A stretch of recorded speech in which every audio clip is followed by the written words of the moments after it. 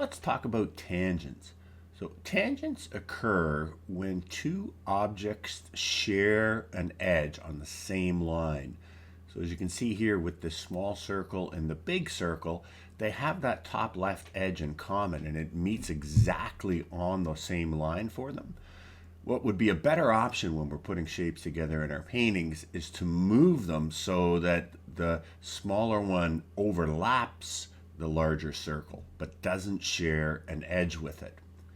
Now, the other situation that we often see is where two shapes are close to each other and they will share an edge. So in this example here with the two circles, they don't overlap, but they just meet right next to each other. They butt up next to each other and they share an edge.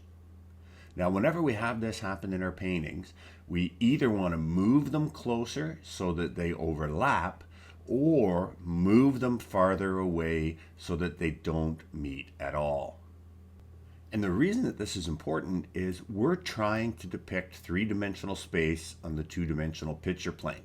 When objects share an edge, it becomes very confusing to the viewer's eye. Now, let's put this more into kind of like a real world situation. Say we're going to do just a very simple landscape with a distant shore and maybe a foreground hill or rocks on the left-hand side. Well, we have to decide where are we going to put the shoreline and where are we going to put that top edge of the rocks in relation to the shoreline. Well, what we don't want to do is exactly what I've done here. I've made that top edge of the hill or the rocks meet exactly at a tangent with the bottom edge of the distant shore. So let's look at what would be a better decision in this next little demo.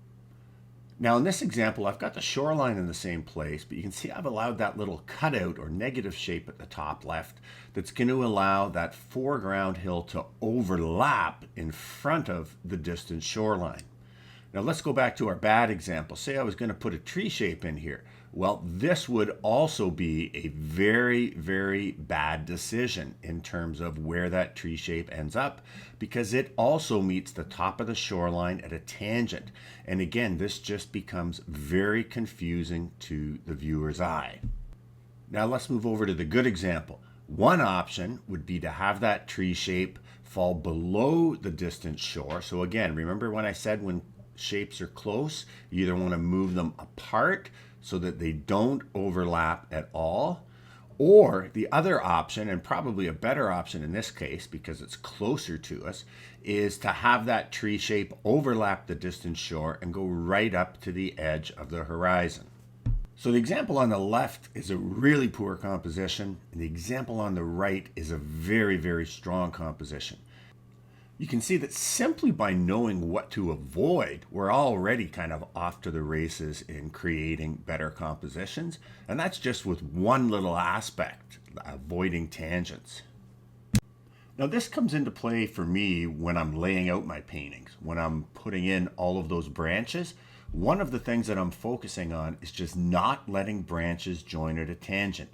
They're either going to miss each other or one is going to overlap the other.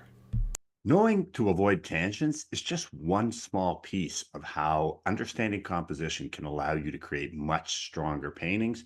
And if you've seen any of my content, you know I'm a huge, huge proponent of mastering composition.